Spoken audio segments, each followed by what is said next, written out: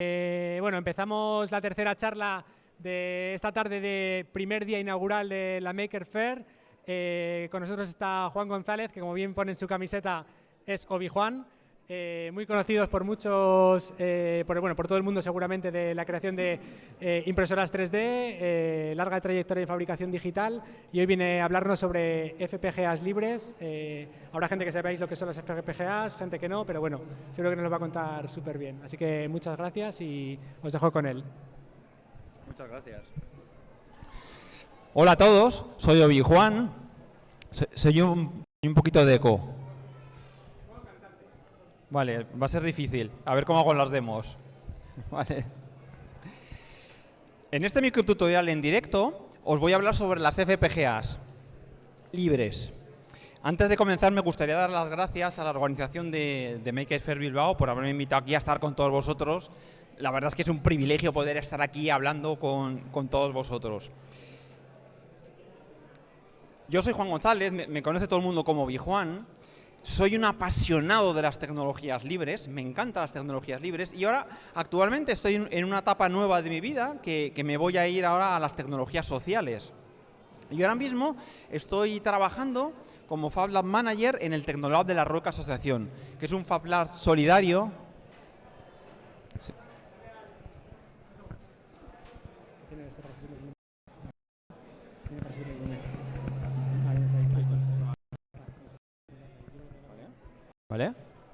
Vale. Estoy trabajando en el Tecnolab de la Roca Asociación, que es un Fab Lab solidario que está financiado por la Fundación Orange. Bien, pero yo venía aquí a hablar de las FPGAs libres. La noticia importante es que por primera vez en 30 años disponemos de herramientas libres para poder trabajar con las FPGAs. Esto es algo increíble. Podemos cerrar el ciclo completo de diseño desde el Verilog hasta el Bitstream. Y esto es algo que lo va a cambiar todo. La charla está dividida en 3 partes. En la primera parte os voy a contar qué significa todo esto del Verilog, del Bitstream, y lo voy a explicar todo detalladamente. Luego en la segunda parte os voy a hacer demostraciones con las herramientas libres y luego una pincelada de cómo podéis empezar en el mundo de las FPGAs libres. Las nuevas tecnologías son alucinantes. A mí me encantan y me imagino que a vosotros también. Están por todos sitios. Tenemos portátiles, micrófonos, pantallas, ordenadores. Tenemos de todo. Lo que pasa es que son cajas negras. Son cajas negras que nosotros solo las podemos comprar, las podemos utilizar, pero no están pensadas para que veamos cómo están hechas por dentro o las podamos modificar. Y esto es algo que a los makers pues, no nos gusta. Por eso, muchos makers y muchos hackers hemos creado lo que hemos llamado, lo que denominamos el patrimonio tecnológico de la humanidad, que es, frente a una sociedad en la que las cajas son negras, pues ¿por qué no creamos una en la que todas las cajas sean abiertas y transparentes? De manera que todo el conocimiento esté disponible. Si yo veo un objeto que pertenece al patrimonio tecnológico de la humanidad, pues que yo tenga acceso a los planos, que los pueda ver, que los pueda modificar, que pueda crear diseños nuevos. Esto no es una idea nueva. Todo empezó a mediados de los años 80 con el software libre. Ahí los primeros programadores pues, se encontraron con que había software que no podían ver y eso les generaba frustración. Entonces Richard Stallman fue el que lanzó el movimiento y dijo, vamos a hacer un software que todo el mundo lo pueda ver y modificar. Y surgió el software libre. Luego, en el año 2000, esas ideas del software libre, que funcionaron muy bien, un grupo de frikis dijimos, ¿por qué no empezamos a crear comunidades de hardware libre? ¿Por qué no llevamos las ideas al hardware? Y así empezaron a surgir comunidades de hardware libre y la más representativa, la que ha petado, ha sido el proyecto Arduino. Pero es que luego, en el 2008, llegó el proyecto RepRap. Y fue la primera vez que en el patrimonio tecnológico de la humanidad tuvimos impresoras 3D y pudimos empezar a hacer piezas físicas que podíamos compartir. Con lo cual, este patrimonio cada vez se va enriqueciendo más. Bien, ¿por qué no vamos un paso más allá? Vamos a por los chips. Fijaros, si vosotros ahora cogéis un Arduino, que es libre, es hardware libre, tenemos acceso al PCB, a los esquemáticos, a toda la información, llegamos a un punto en que nos aparecen unas cajas negras que son unos chips que tenemos ahí, que eso ya solo los podemos comprar y los usamos para hacer nuestras placas, pero no sabemos cómo están hechas, no tenemos la información. No podemos sacar diseños de esos chips derivados. A lo mejor el fabricante dentro de 5 o 6 años pues ya no te los vende y ahí te quedas. Bien, pues vamos a ir a por los chips. Los chips digitales los podemos estudiar a varios niveles. Yo me voy a quedar en el nivel de la electrónica digital. Por debajo estarían los transistores y más por debajo estaría el silicio. A nivel de electrónica digital, los chips son unos componentes muy sencillos. Son unos componentes que solo trabajan con números binarios, con unos y con ceros. Y lo único que hacen es manipular, almacenar y transportar los bits. No hacen nada más, lo que pasa es que lo hacen muy rápido. Pues por muy complicado que sean los chips, el último Pentium 7, la ARM o cualquier chip, por muy complejo que sea, al final lo podemos descomponer en 3 elementos fundamentales. Uno que son las puertas lógicas, que es lo que permite manipular los bits. Otro que son los biestables, que me permiten almacenar un bit. Y otro que son los cables, que me permiten transportar. Simplemente uniendo esos elementos sencillos, conseguimos crear cualquier circuito digital, por muy complejo que sea. Bueno, puede parecer que la electrónica digital pues, es algo complicado. Igual nos lo han metido y nos lo han contado mal y dices, esto es súper complicado, es aburrido. Pues no. Es súper intuitivo. Fijaros, hay una aplicación que se llama Circuit Scramble, que yo la descubrí hace 3 semanas y vi que la gente estaba viciada. Y yo lo probé con mis hijos. Digo, yo voy a coger esta aplicación que es de electrónica digital pura y dura, de puertas lógicas, se la voy a dar a mis hijos, que tienen 7 y 9 años. Y lo entendían perfectamente, era intuitivo, sabían jugar. Eso significa que la electrónica digital es una cosa súper intuitiva, es más fácil que programar, es súper intuitivo. Y además es divertido y es adictivo. El problema es que hasta ahora la implementación era muy jodida y era complicada. Y ahí es donde vienen las FPGAs a ayudarnos. Las FPGAs en realidad son unos chips que tienen estos 3 componentes básicos. Tienen los cables, los biestables y las puertas lógicas. Pero están sin conectar. Están todas puestas en un array, en una matriz, sin conectar. Claro, nosotros, si estos componentes los unimos inteligentemente, podemos crear cualquier circuito digital con los recursos que tenemos. Y esa es la idea. Partimos de una FPGA que está sin configurar, establecemos las uniones y mágicamente aparece un circuito digital. El que nosotros queramos con los recursos que tenemos. Pero es que si ahora establecemos otras uniones diferentes, nos aparece otro circuito digital diferente. Esto seguramente os sonará de algo. Aquí estamos en modo Dios. Dices, quiero que me aparezca un controlador de VGA. Y te aparece. No tienes que ir a la tienda a comprarlo. Quiero que me aparezca un microprocesador. Y te aparece. Simplemente cambiando estas uniones. En realidad, las FPGA son como impresoras 3D de circuitos digitales. Con la impresión 3D imprimimos cualquier objeto de plástico y lo podemos compartir. Con la FPGA generamos circuitos digitales que podemos compartir muy fácilmente.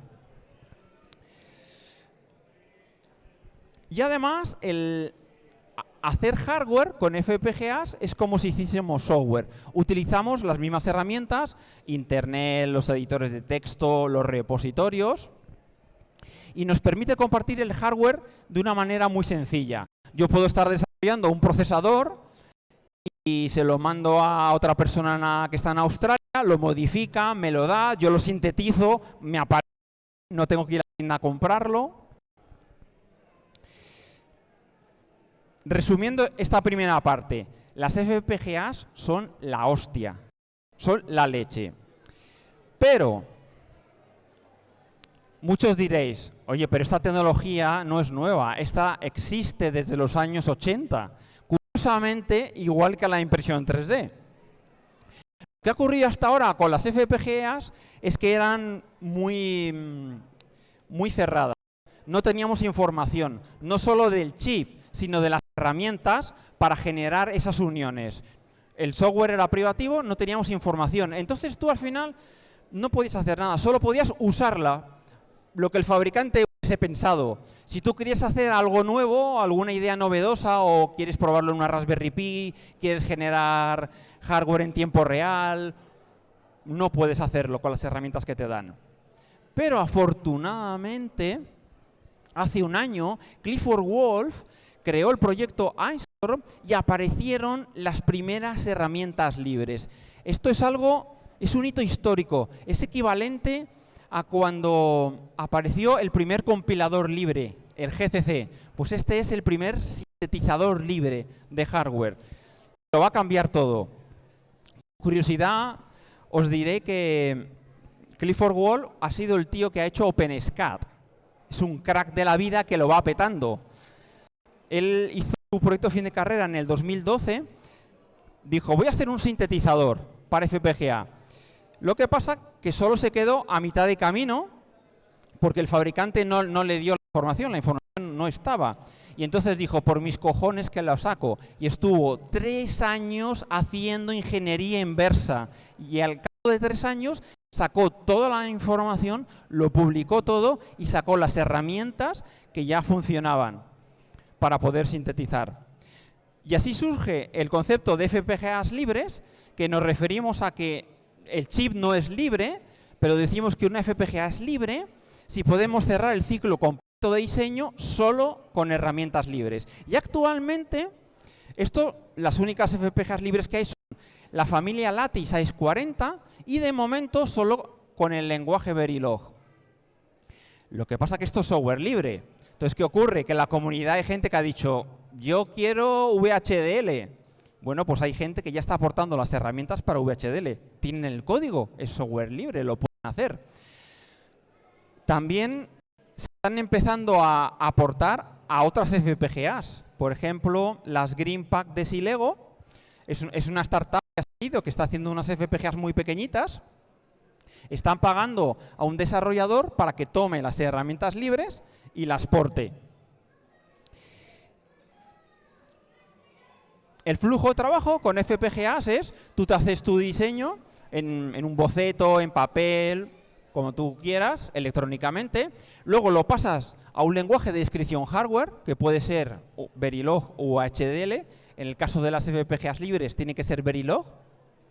Luego la magia está aquí, en que este fichero de descripción hardware se sintetiza y se crean lo que llamamos el bitstream, que es lo que establece las uniones dentro de la FPGA para que aparezca tu hardware, y luego ya configuras la FPGA y mágicamente te aparece el hardware, el circuito digital que hayas diseñado. Y todo esto solo usando herramientas libres. Hasta ahora había partes que se podían hacer con herramientas libres, pero no podías cerrar el ciclo completo de diseño.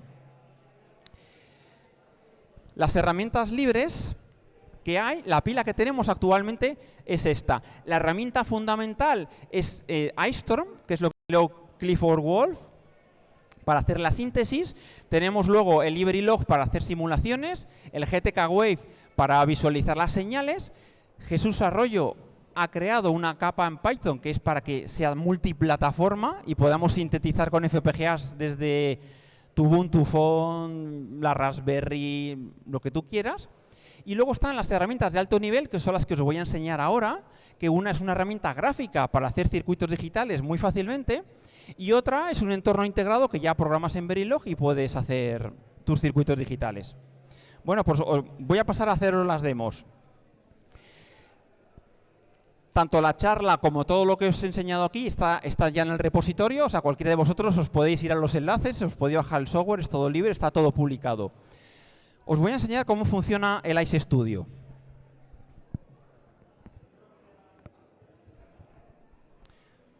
Esta sería la aplicación. Aquí se supone que estamos dentro de la FPGA. Entonces vamos a hacer un programa Hola Mundo. Si habéis manejado Arduino, el programa Hola Mundo, pues por ejemplo encender un LED, pues dices primero, venga, pues yo ahora voy a configurar los pines de salida, ahora voy a hacer un digital write para escribir un 1 en el puerto y que salga, etcétera. Es decir, cuando tú programas, tú vas secuencial. Esto es hardware. Aquí vas directo. El circuito de la mundo es un cable. Entonces, para encender un LED, bueno, voy a poner aquí, voy a poner en la cámara la placa. A ver, para que la podáis ver. Ahí está. La voy a dejar en primer plano.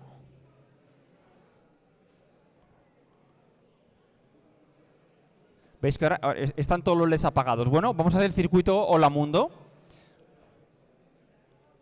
Sacamos un pin de salida. Esto sería un pin de la FPGA. Aquí es como si estuviésemos dentro de la FPGA. Este sería un pin de salida que le vamos a asignar donde está conectado el LED 0 de la placa, que sería este de aquí. Y para encenderlo, pues dentro de la FPGA ponemos un 1 lógico que va conectado directamente al pin.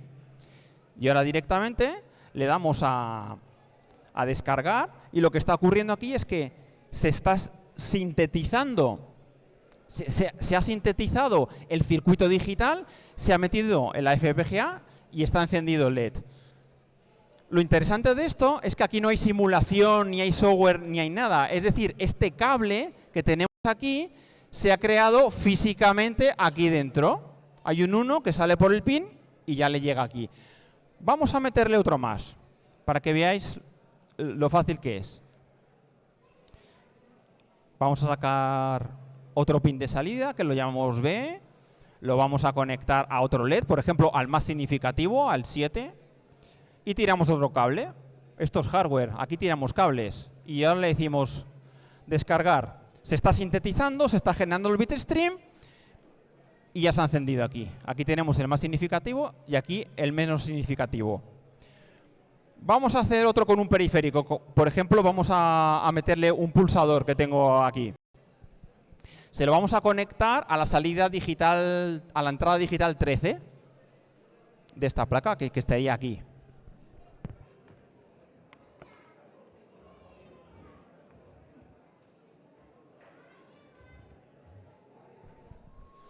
Y ahora vamos a encender los LED cuando le demos al pulsador. Voy a quitar este 1. Y ahora vamos a meter una entrada, que es el botón. Y vamos a hacer hardware. Este lo asocio a donde le he conectado el pulsador, que es el de 13. Y vamos a hacer hardware, que simplemente es... Vamos a tirar un cable, un par de cables. Entonces ahora sintetizamos, descargamos, ya está. Y ahora, ¿veis? Yo aprieto el pulsador y se encienden los LED. Hemos hecho un circuito digital súper sencillo.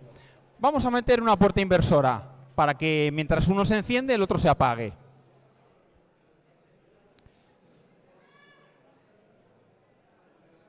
Vamos a borrar este cable y voy a meter aquí un inversor. Lo metemos aquí.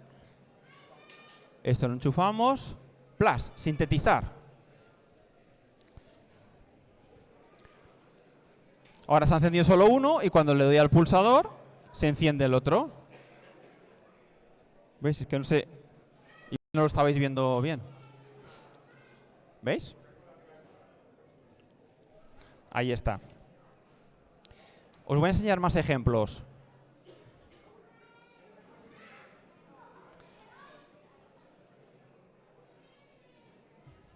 A ver.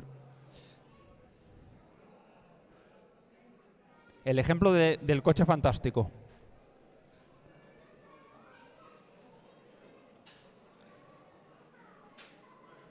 Pero lo voy a poner para que lo veáis mejor por aquí.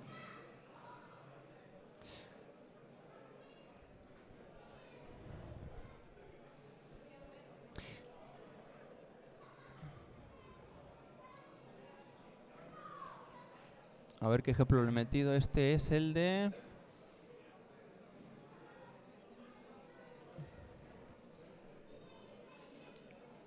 No, este no es el que quería enseñar.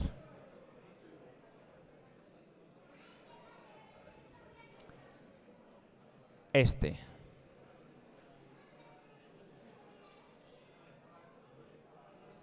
Ay, creo que he hecho algo, he cambiado algo en el tren y este ejemplo lo he... Ah, no, ahora. Ya está. Ahí está. Este fue un ejemplo que hizo un usuario de la lista de FPGA Wars, Demócrito, que no sé si está por aquí, nunca le veo. ¿Eres tú, Demócrito? No. ¿Veis? Este es un ejemplo, el del coche fantástico. Aquí es un circuito un poco más complejo. Tenemos los pines amarillos, que son las entradas y las salidas, y lo azul es lo que está dentro de la FPGA. Tenemos la señal de entrada de reloj, que pasa por un prescaler para que salga una señal de reloj más lenta, un contador, un circuito combinacional, un multiplexor, y esto nos genera el ejemplo de coche fantástico. Aquí tengo otro ejemplo. Esto lo he llamado Rusty. Es una cosa rara. Aquí estuve probando la idea de hacer circuitos imprimibles. Entonces empecé a hacer unos periféricos muy sencillos con un LED para probarlos. Ya me emocioné en una tarde extrema de friqueo. Empecé a crear placas de estas y bueno, así salió Rusty. Simplemente le puse un circuito muy sencillo para encender las luces. Así como una especie de árbol de Navidad. Os lo voy a dejar para que lo veáis y lo paséis y toquéis la FPGA.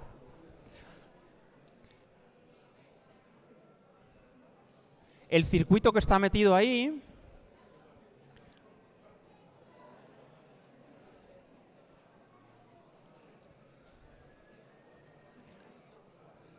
este es el circuito que está metido ahí. Fijaos que aquí, para hacer la secuencia de luces, pues no hay software, no hay una secuencia de instrucciones que se ejecutan, sino que directamente pues están puestos unos LEDs a cero. Los de la IZUN Alhambra están siempre apagados, salvo uno para indicar que está encendida, un prescaler y luego 4 bits que están en un estado y 4 bits que están en el estado siguiente. Entonces se ponen a parpadear y ya está, pero aquí no hay software.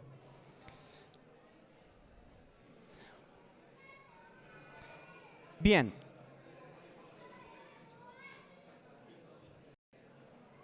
Pero bueno, ahora imaginaos que queréis hacer un circuito un poco más complicado. Pues lo bueno de Ice Studio es que podéis crear unos bloques en los que en su interior metéis código en Verilog. Y entonces, una vez que tenéis ya el bloque en código Verilog, podéis crear ya cosas muchísimo más potentes. Podéis hacer un procesador y encapsularlo en un bloque de código o cualquier otra cosa más compleja. Este ejemplo es muy sencillo. Este simplemente es un contador. ¿Veis? Le voy a dar, lo voy a descargar. Se está sintetizando. Se descarga y aquí tenemos el contador binario. Yo no sé si habéis trabajado alguna vez con FPGAs. Yo he estado durante más de 10 años trabajando con FPGAs y he acabado súper frustrado. Por eso ahora con estas herramientas dices, es que es súper fácil. Y desde cualquier plataforma, Raspberry, Windows, Linux, lo que queráis, por fin podemos hacer circuitos digitales de manera fácil. Y por fin la electrónica digital es divertida. Por fin.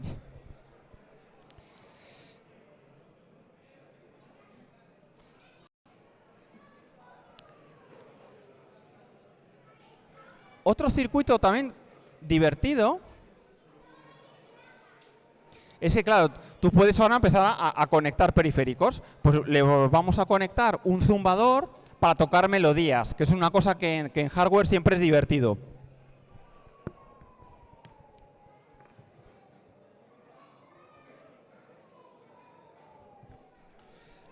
Aquí tengo un circuito que toca una melodía y saca por los LEDs, saca los bits menos significativos de la nota para tener un feedback visual. Y luego aquí, en este pin, en el 12, yo lo he conectado en el 13. Aquí le ponemos un zumbador. Esto lo he hecho con un bloque código. Si pinchamos, pues ahí podemos ver el código de todo el circuito descrito en Verilog. Pues lo vamos a sintetizar.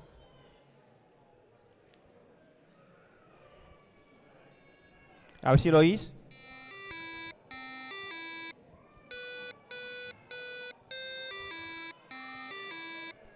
Que es la marcha imperial como no podía ser de otra manera. Pero fijaros, vosotros podéis decir, bueno, tocar melodías, eso lo hago yo con Arduino, es una chorrada. Efectivamente, es lo primero que se enseña a los niños. Toca una nota, espera un tiempo, nota, tiempo, súper fácil. Ahora dile al niño, toca 2 melodías a la vez. Hostia, se puede hacer. Pero ya tienes que multiplexar el micro, interrupciones, ya son conceptos avanzados, ya no es trivial. En hardware, clonas el circuito y tienes 2 circuitos independientes, cada uno con un zumbador, y tienes 2 melodías. Yo, como soy poco original y de música entiendo poco, pues solo se me ha ocurrido volver a tocar la marcha imperial, pero un tono más bajo.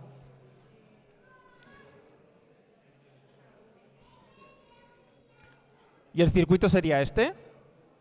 Tenemos uno que, bueno, saca por los LED para mostrar la nota, y aquí tenemos un canal, y por aquí sacaría el otro canal. Los dos en paralelo, los dos a la vez. Le voy a enchufar a otro zumbador.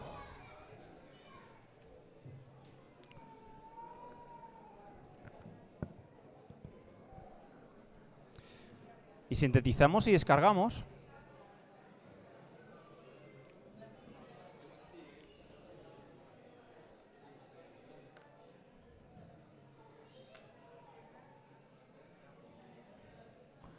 A ver, 12. Ahora, ya está.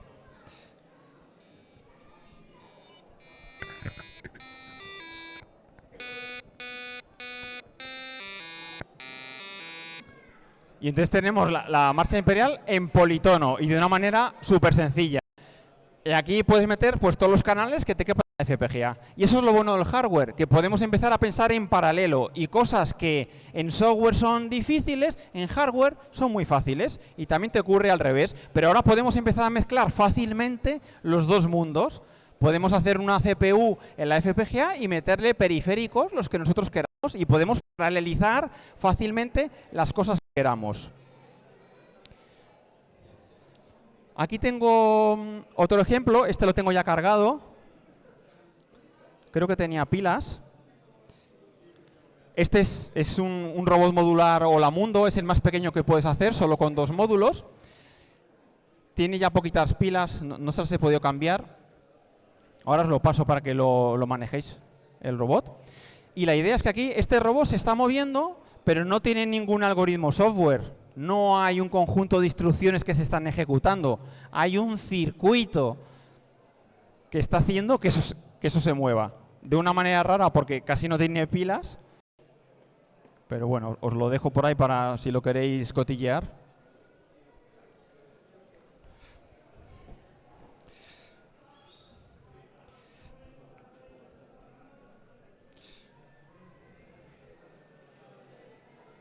Bien. Bueno, y luego hay gente, que yo entre los que me incluyo, que a lo mejor te gusta, los bloques están muy bien, pero dices, no, yo vengo aquí del hardware puro y duro y yo quiero programarlo en Verilog directamente, ni bloques ni leches. Pues bueno, también lo puedes hacer con el API OIDE. Voy a poner un ejemplo sencillo, el contador. Lo abrimos en el API OIDE, que es un plugin para el editor Atom, pero podéis utilizar el editor que vosotros queráis. Aquí tendríamos todo el código en Verilog y tú aquí ya trabajas como si fuese un programa, pero pensando en hardware. Entonces, una vez que lo tienes, tú le dices descargar, se sintetiza todo, se genera el bitstream y aquí aparece el contador binario. Vamos a cambiarle la velocidad. Aquí va lento, pues le voy a cambiar el prescaler para que tenga, por ejemplo, 19 bits.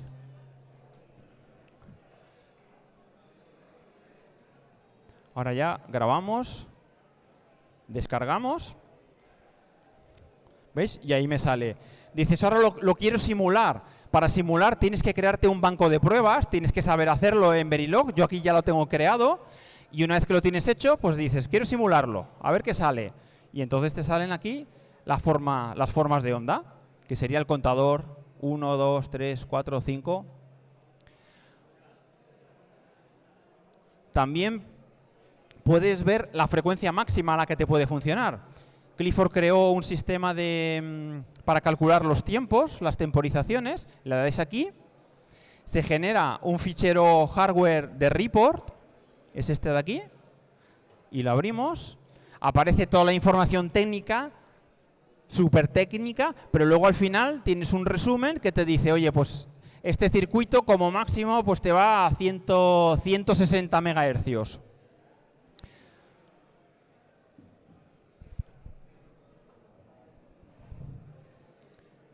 Bien, como veis, con las FPGAs libres estamos empezando, pero dices, bueno, ya empezamos a tener cosas potentes para ir probando. Dices, me mola, ¿cómo empiezo?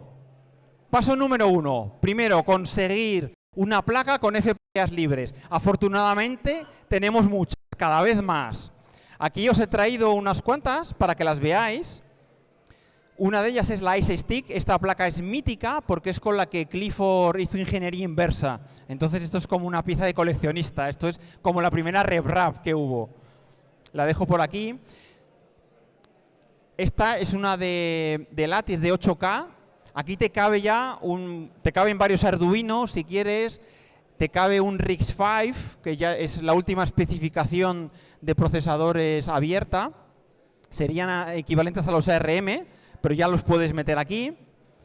Esta la compré en un crowdfunding, es la GoBoard, que tiene unos 7 segmentos y tiene una salida de VGA para que te hagas un controlador de VGA, por ejemplo, o te pongas a hacer jueguecitos friqueando con la pantalla. También está la IcoBoard, que esta es un sombrero para la Raspberry, de manera que vas a poder sintetizar y generar hardware para la Raspberry en tiempo real. Y luego está la Milestorm y la Olimex, que esas todavía no las tenemos soportadas en Ice Studio, porque no tenemos físicamente ninguna. En cuanto las tengamos y las probemos, las pondremos. Pero son dos placas también muy prometedoras. Y la placa que os he enseñado en las demostraciones es la Ice Alhambra, que esa la hemos hecho nosotros. Y es que cuando salieron los FPGAs libres, lo que ocurrió es que la Ice Stick se agotó. Llegamos todos los frikis y agotamos el stock. Entonces yo me asusté mucho porque digo, hostia, las FPGAs libres molan, pero nos quedamos sin placas. Entonces yo hablé con Eladio, que es un compañero mío, y dijimos, Eladio, tío, hay que hacer una placa para que todo el mundo pueda tenerla, o por lo menos nosotros para poder friquear. Y diseñamos la iZoom Alhambra, que tomamos como referencia el Arduino, que es la placa libre que más se utiliza, pues digo, pues la hacemos igual, pero en vez de un Arduino metemos una FPGA. Y así podemos conectarle servos y cosas muy fácilmente. Aquí algunos detalles de la placa, los botones, los LEDs, el conector micro USB, que esto te permite alimentarlo con un power bank, por ejemplo, los interruptores, etcétera. Esta placa hemos hecho un crowdfunding y todavía la gente no la tiene. De hecho, aquí creo que hay unos cuantos financiadores, he visto por ahí. Aprovecho y os doy las gracias por la ayuda. Pero hay mucha gente que tiene SAP, tiene síndrome de ansia viva, dice, hostia, yo quiero probarlas. Pues hemos lanzado lo que hemos llamado la iZoom Alhambra Peregrina, que ahora mismo la tiene Enrique de Rincón Ingenieril, y la idea es que vaya por todos los Fab Labs y por todos los sitios rotando, y el que le apetezca friquear y probar, pues que nos avise la lista de FPGA Wars y que se apunte en una lista, y la pides y te la mandan.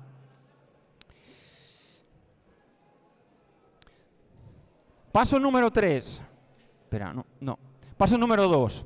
Ya tenemos la placa. El paso número 2, instálate las herramientas libres. Con instalarte el Ice Studio y el Apio ya se te va a instalar la pila completa de todo lo que necesitas. No hace falta tener placa para instalarte esto, pero bueno, lo divertido de tener la placa es poder descargarle los bitstreams y todo. Paso número 3, aprende diseño digital y Verilog. Esta es la parte más complicada. Pero bueno, yo hace un año cuando empecé a aprender Verilog, pues hice unos tutoriales, lo que pasa es que ya se han quedado obsoletos porque está muy rápido. Utilizo en el tutorial las herramientas de bajo nivel porque todavía no teníamos ni Apio ni Ice Studio y están hechos para la tarjeta Ice Stick. Pero está bien para aprender. Paso número 4, apúntate a la comunidad FPGA Wars, que es como el equivalente a Clone Wars, pero en FPGAs. Y ahí es donde vamos a comentar todo. Actualmente somos unos 226 miembros, más o menos.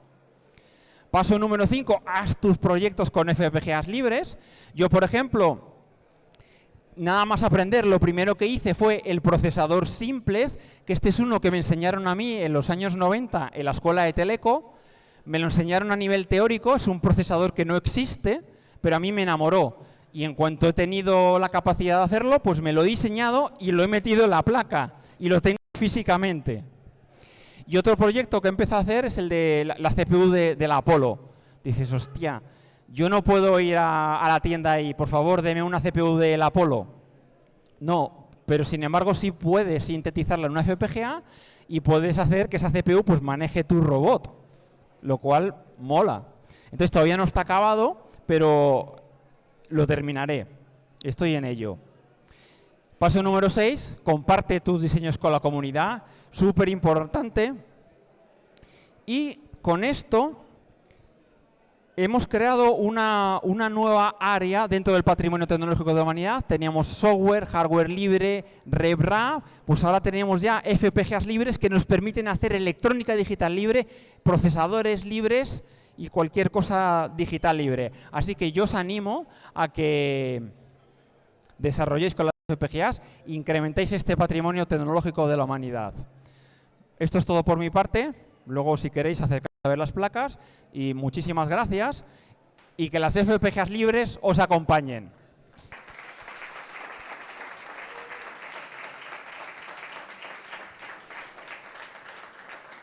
Pero he traído una sorpresa.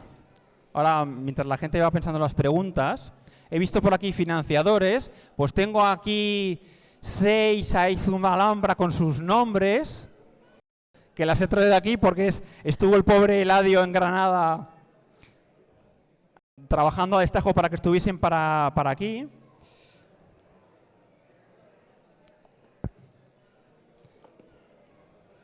A ver, Juan Carlos Lizarbe, que estaba por aquí. Te la quería dar a ti el primero. A ver si encuentro esta. Muchísimas gracias por la ayuda. Muchas gracias. Gracias a vosotros. Las tenemos. Te voy a dar también la de Ander. La de Ander Celaya para ti. Y había... Tengo también la de Josema Fernández. Estuve mirando y digo, creo que va a venir, a ver si la traigo. Está también la de Lizar Azcune. Perdonad si no lo pronuncio bien, no sé. Lo único, esta te la dejo para que o si quieres darle vueltas tú, como quieras. la pongo yo en marcha. Si quieres. Y luego tengo también la de Lorea. Aldaval del Drecu, no sé pronunciarlo, perdona. Oh, adiós, que me mato. Casi me mato, perdona. Eso es. Que por cierto, eso me ha recordado que como esto es software libre, el Ice Studio está traducido también al euskera.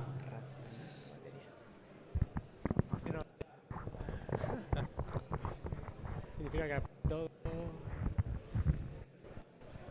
A ver, espera un momento. Ahí está. Y claro, eso es lo grande de las herramientas libres, que de repente dices, vale, yo lo hago en castellano o en inglés, y de repente llega alguien y dice, oye, pues yo te mando un pull request al repositorio con la traducción al euskera. Y se ha traducido al gallego, y justo ayer nos lo tradujeron también al francés. Entonces, es una de las ventajas del software libre. Y tengo también la de Federico Coca, que sabía que ibas a venir aquí desde Almería, desde Granada, y te la he traído. Muchas gracias a vosotros. Pues eso es todo por mi parte.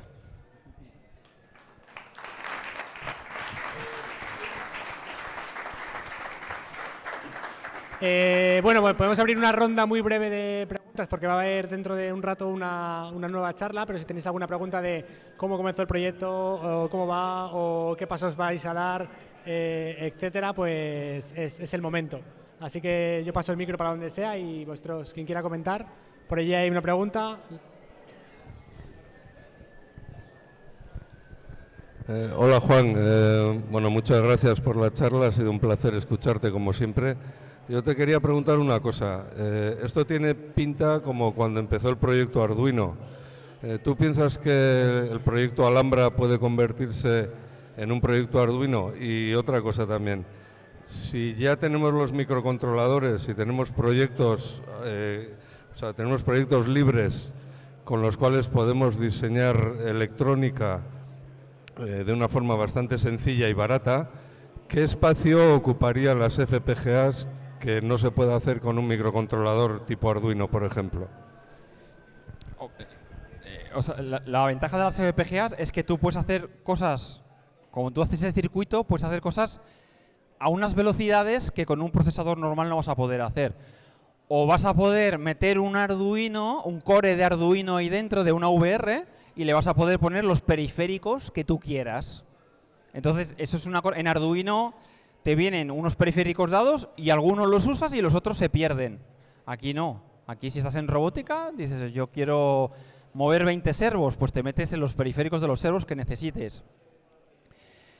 Y luego lo que me decías de la Alhambra, más que la Alhambra, en general el proyecto de FPGAs libres, sí creo que se va a convertir en medio y largo plazo, va a ser algo muy potente.